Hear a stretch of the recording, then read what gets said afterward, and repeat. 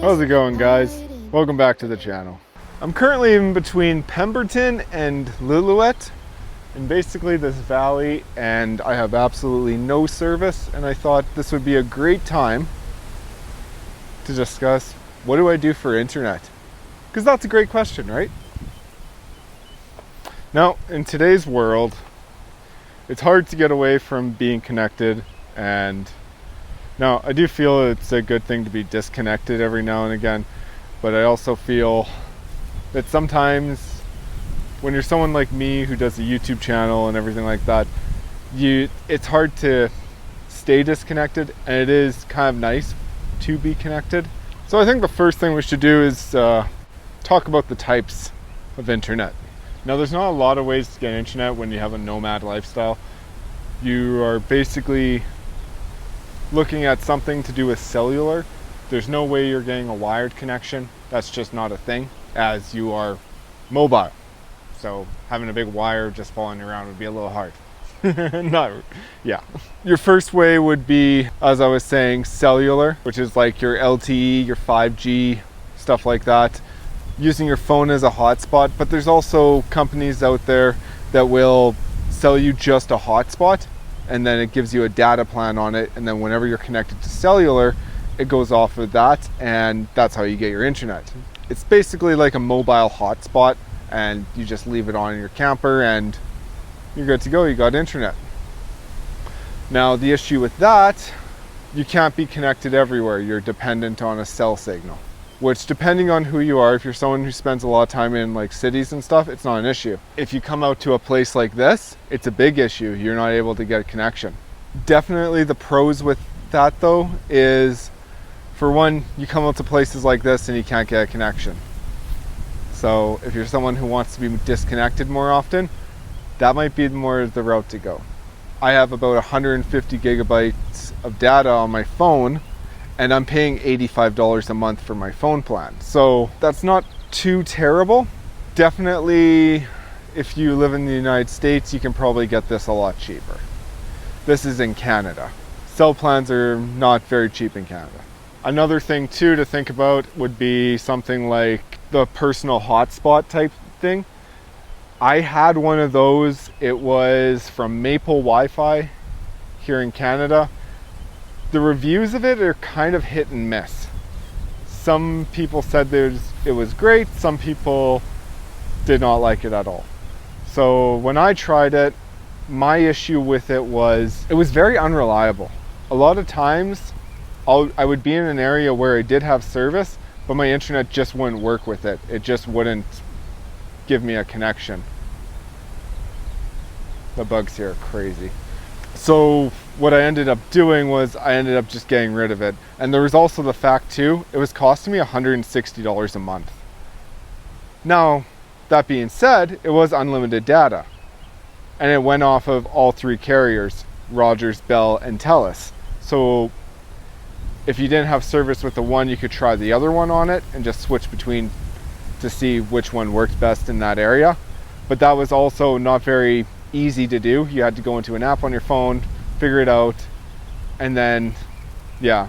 So as for Maple Wi-Fi or something like that, I don't recommend it. It's way too much money, and at that point, you might as well just get something that's going to work a lot better, which brings me to my next topic.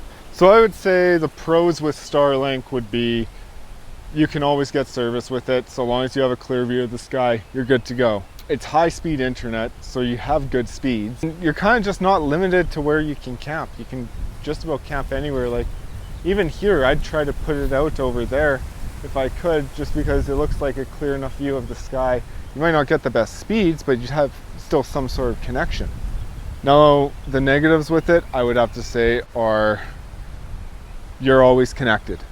Look at that one way or the other, but if you're someone who wants to be disconnected, having that at your fingertips, it's kind of hard to stay disconnected, and at the end of the day, it's kind of up to you.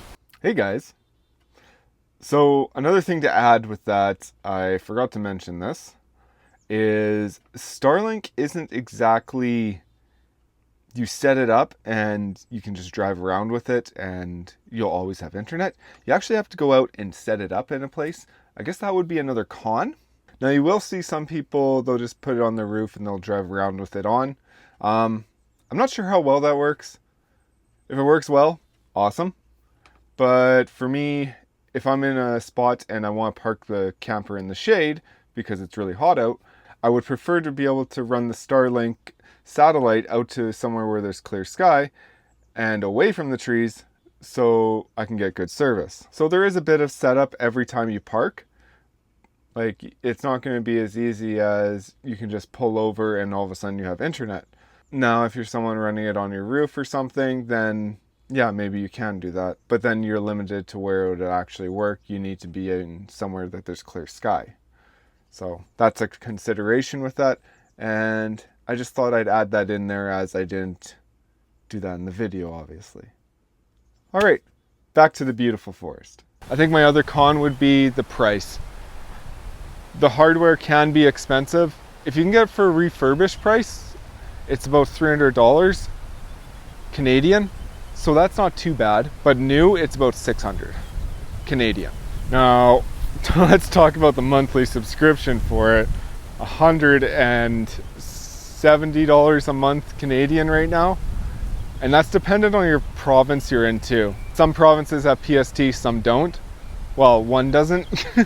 Yeah, and it just depends on what tax you're paying on that. It can be upwards of $200 a month just for internet. That's bonkers. Now let's talk about what I use. I use my phone now. I had that Maple Wi-Fi for a little bit, but like I said, I got rid of it just because of the price of it was basically Starlink. So I was like, either I use my phone or I keep it. And I decided just to up my data on my phone to 150 gigs a month. I've been really good with that so far. It's been really great. I also have a bit of a cheat code for when I'm in more rural areas, but I'm going to tell you why I don't think it's worth it for anyone to buy this.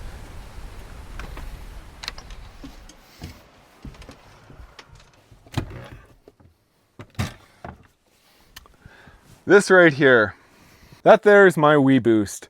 Before I left on my trip, I ended up getting this for free from a friend, and so far it's been okay. If you're in a area where you barely have cell service, if you stick your phone by the antenna, you'll get better service. And by better service, I mean like you might get another bar. So if you have one bar of like LTE and it bumps it up to 2 bars LTE, you still don't have enough to watch a video online or anything. Like, it's not good enough for anything other than that. Even with 5G, I've noticed some places like my phone will say 5G and then I can't even watch a video, and then I'll bump it into this and then it'll allow me to watch the video. But yeah, sometimes it's a big help, sometimes it's not. It's hit and miss. What they cost new is like $700. If I paid for it, I'd be very disappointed. So with that being said, I do not recommend anyone buy this. Your money can be spent better in other places. In today's day and age, I don't see a point in using this, because going anywhere remote, you might as well, if you are hoping that this is going to give you service, it's not. This is like you drive out of a service area about 100 meters and you turn this on and all of a sudden you have service.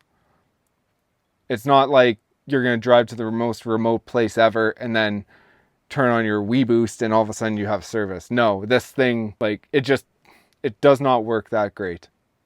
Not to the point where I would actually say go ahead and buy one. I can't recommend it. So what do I recommend? I think I would say if you're someone that works online or anything like that, you should get a Starlink. Just because you're going to be able to have internet from anywhere. It's going to save you money on fuel, I think, because you're going to be able to drive out somewhere and be able to stay in that place for longer because you have a connection. Now, as for me, using my phone for it worked great when I was living in one place and working a 9 to 5. It was awesome. But as I get more into making content for my channel and everything like that, I kind of crave having a bit more connection when I'm far out in the wild. And not really for safety reasons. If you have an iPhone 14 and up, it'll actually do a satellite emergency services phone call from basically anywhere. You go into that, you'll notice like when you go to service with it, it now says like SOS emergency, and then it has like a satellite beside it. That's because if you get into trouble, you can go into your contacts and type in SOS, and then it'll go into that, and then you can make a phone call with it. It'll just ask you to locate the satellite, and then, yeah. That's why I haven't gone to like a Garmin InReach or anything like that, because my phone will do it now. It's not the GPS locators and stuff. I think they're going to be a dying technology. Now, I'm not going to tell you to not go out and get a GPS locator. If you're someone that does a lot more extreme stuff and you need like a secondary device that isn't going to be dead because you're using your phone for pictures, then yeah, get a GPS locator, because that will be a lifesaver for you. But for me, when I go and do the odd hike or something, my phone is fine. I always make sure to go out on those places with the full charge and everything, so I'm not too concerned. Now, with all that being said, last week I ordered a Starlink. And that is because when I go out to places, like in an upcoming video, I headed out to the Mica Dam out by Revelstoke. It's about 150 kilometers of basically no service. So I got like all the way out there and everything. I basically had to come back because I needed to finish uploading a video. And the other fact too is I just miss talking to people. I get out to these places and I'm like all by myself. It's different when you have friends with you. Like I can be out of service for a week with friends. It doesn't bother me at all. Like I have people, everyone I want to talk to is there. So I'm okay. Being out here and being alone and not having anyone to talk to can get a little bit lonely. And sometimes I like to be able just to call my mom, chat with her, or call friends or anything like that. Or another thing is sometimes I like to be able to like search up things to do in the area I'm in. It's not always I go out to these places and I go to just one spot. And like, or I research every last little thing before it. Sometimes you go out to a place and the hiking trail is closed or something like that, or something happened. Right now there's a landslide up the road. I'm still at this campsite right now because there's a landslide. I was just told about it this morning and I have no idea if it's opened up yet or not. If I had Starlink, I'd be able to look this stuff up right now. So at the end of the day, yeah, that's why I'm going to get a Starlink. And if you're like me and you're in situations where you're out deep in the wilderness and stuff, I'm not going to tell you to get a Starlink, but I don't think you should feel bad for wanting to get one. Here I am, going to pay $170 for Starlink. Now the nice thing with Starlink too is you can pause the subscription. So in a couple months here, I'm going to be more stationary because I'm going to have to find a job of some sort. At least then I can turn it off for the next few months while I'm working and just use my phone for my data connection, because I'll probably be I'll be in civilization where there is cell towers and stuff. So I'll just use my hotspot and that's fine too. With that being said, that's going to be the end of this video. I understand there's a lot of you guys that are new here, and that's thanks to Kenny of All Trades and him shouting me out in his video.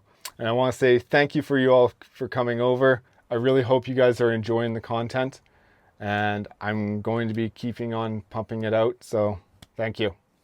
And thank you to Kenny. I am super excited to be getting my Starlink. I'm hoping to get to a lot more remote locations now and be able to stay out there longer and explore more.